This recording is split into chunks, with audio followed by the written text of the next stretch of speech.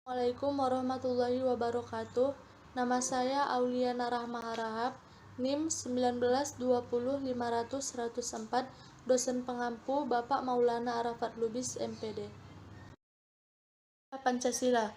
Menurut Muhammad Yamin, berdirinya negara kebangsaan Indonesia tidak dapat dipisahkan dengan kerajaan-kerajaan lama yang merupakan warisan nenek moyang bangsa Indonesia. Negara Indonesia terbentuk melalui 3 tahap, yaitu yang pertama, zaman Sriwijaya di bawah Wangsa Sailendra. Yang kedua, negara kebangsaan zaman Majapahit. Yang ketiga, negara kebangsaan modern. Pancasila berfungsi sebagai dasar falsafah nasional Negara Kesatuan Republik Indonesia.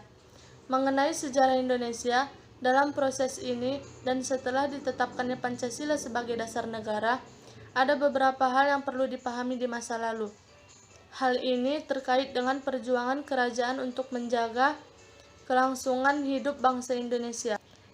Adapun kerajaan dan masa kebangkitannya, misalnya Kerajaan Kutai, Kerajaan Sriwijaya, Kerajaan Majapahit, dan masa kebangkitan Indonesia. Masa Kerajaan Kutai. Bambang Sumadio mengatakan bahwa Indonesia memasuki era sejarah pada tahun 400 Masehi dengan ditemukannya bukti 7 yupa prasasti. Menurut prasasti tersebut terlihat bahwa Raja Mulawarman adalah keturunan Raja Aswawarman dan keturunan Kudungga. Raja Mulawarman mengadakan pesta sesuai dengan prasasti dengan memberikan sedekah kepada Brahmana. Brahmana membangun yupa prasasti sebagai rasa terima kasih kepada raja yang murah hati. Kaum Kutai yang pertama kalinya membuka sejarah Indonesia. Pertama kalinya menunjukkan nilai-nilai sosial politik, keluarga kerajaan, jamuan makan, dan sedekah kepada para Brahmana. Pada zaman dahulu 400 sampai 1500 Masehi, terdapat 2 kerajaan yang berhasil menyatu dengan hampir separuh wilayah Indonesia dan seluruh wilayah Indonesia saat ini, yaitu Kerajaan Sriwijaya di Sumatera dan Kerajaan Majapahit di Jawa.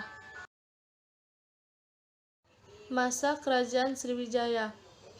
Pada abad ke-8, berdirilah Kerajaan Sriwijaya di bawah kekuasaan Wangsa Sailendra di Sumatera. Kerajaan yang berbahasa Melayu kuno dengan menggunakan huruf Pallawa. Huruf Pallawa dikenal juga sebagai kerajaan maritim yang mengandalkan jalur perhubungan laut.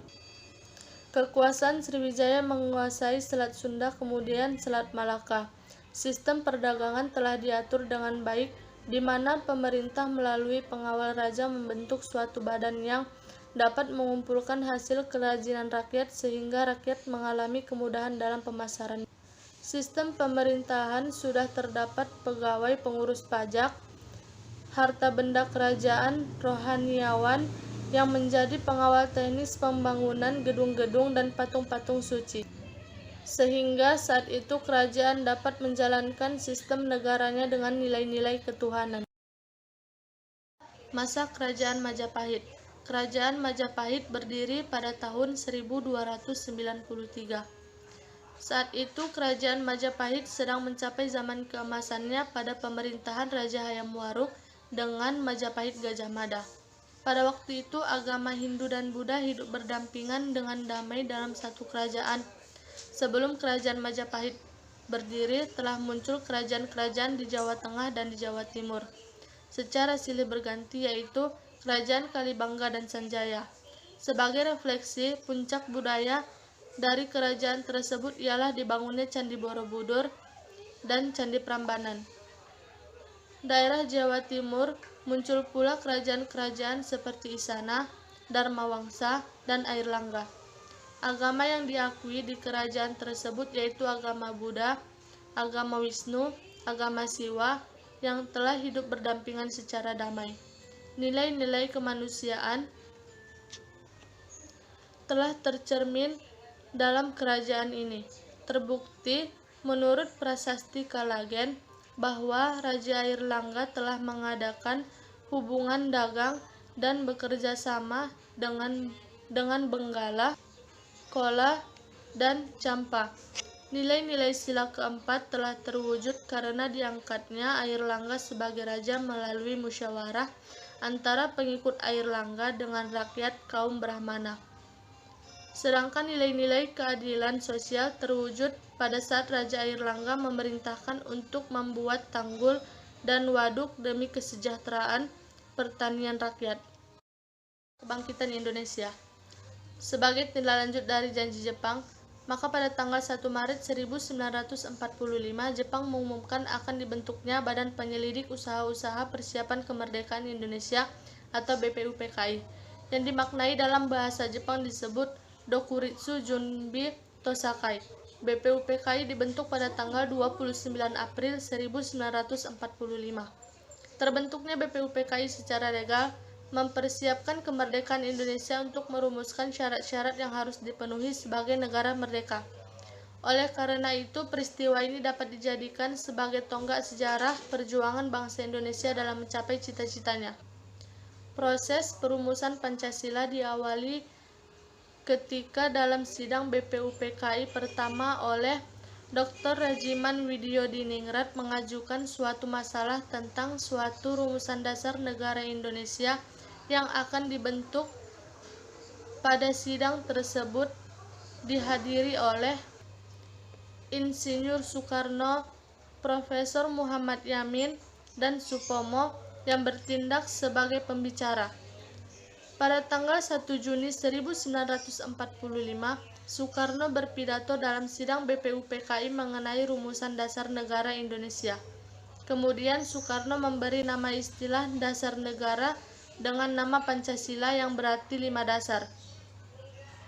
Sidang BPUPKI pertama dilaksanakan pada tanggal 29 Mei sampai 1 Juni 1945.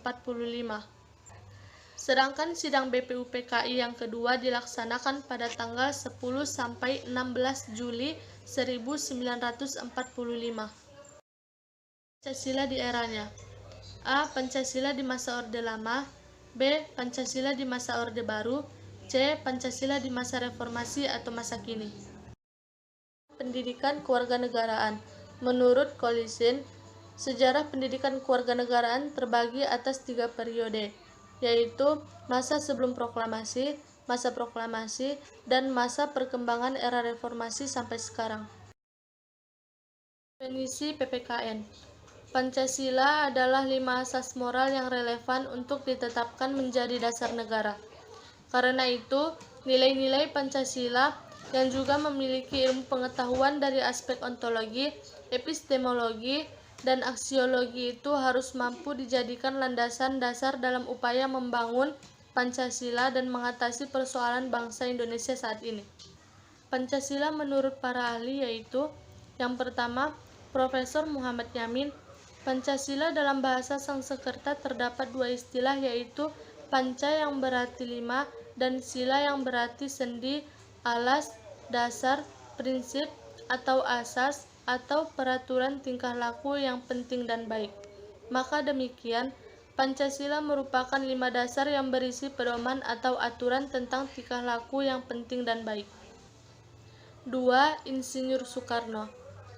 Pancasila adalah isi jiwa bangsa Indonesia yang turun-temurun sekian abad lamanya terpendam bisu oleh kebudayaan Barat. Dengan demikian, Pancasila tidak saja falsafah negara, tetapi lebih luas lagi, yakni falsafah bangsa Indonesia.